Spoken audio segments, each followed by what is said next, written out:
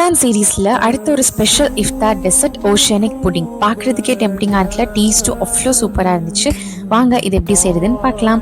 இளநீரை cut பண்ணி அதுக்குள்ள இருக்கிற தண்ணியை ஒரு பவுல டிரான்ஸ்ஃபர் பண்ணிக்கோங்க.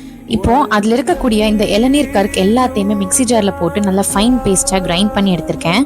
இப்போ இன்னொரு பவுல்ல 1/2 லிட்டர் பால் சேர்த்துட்டு 5 grams ஆஃப் அகர் எடுத்து ஒரு 10 minutesக்கு சோக் பண்ண வச்சிருக்கிறேன். காய்ச்சி எடுத்துக்கோங்க, அந்த அகர் எல்லாமே கரையிற வரைக்கும். இப்போ நம்ம எடுத்து வச்சிருக்க அந்த பாலை பாயில் பண்ண வச்சிருக்கேன். அதுல நம்ம மெல்ட் பண்ண இந்த அகரை சேர்த்துட்டு இப்போ ஒரு 3 ஸ்பூன் அளவுக்கு சுகர் சேர்த்துக்கோங்க. அப்புறம் 1/2 கப் அளவுக்கு மில்க் மேடும் சேர்த்து நல்லா மிக்ஸ் பண்ணி விட்டுக்கோங்க. இப்போ ஃப்ளேம் ஆஃப் பண்ணிட்டு நம்ம கிரைண்ட் பண்ண வச்சிருந்த இந்த இளநீர் கருக்கையும் சேர்த்து நல்லா ஈவனா மிக்ஸ் பண்ணி விட்டுக்கோங்க. இப்போ ஃபர்ஸ்ட் லேயர் ரெடி. இதை ஒரு 1/2 hour ஃப்ரிட்ஜ்ல செட் பண்ண வச்சு எடுத்துக்கலாம். செகண்ட் லேயருக்காக 7 grams ஆஃப் அகர் எடுத்திருக்கேன். இதுல 2 cups அளவுக்கு இளநீர் தண்ணி சேர்த்துட்டு கலந்து விட்டுக்கோங்க. இப்போ 5 tablespoon சுகர் ஆட் பண்ணிட்டு ப்ளூ கலர்ல ஃபுட் கலரும் சேர்த்து நல்லா ஈவனா மிக்ஸ் பண்ணிட்டு ஃப்ளேம் ஆஃப் பண்ணி விட்டுருங்க. இப்போ செகண்ட் லேயரும் ரெடி ஆயிடுச்சு. இதை மேல ஊத்திட்டு ஒரு 3 to 4 hours கழிச்சு செட் பண்ணி எடுத்துக்கலாம்.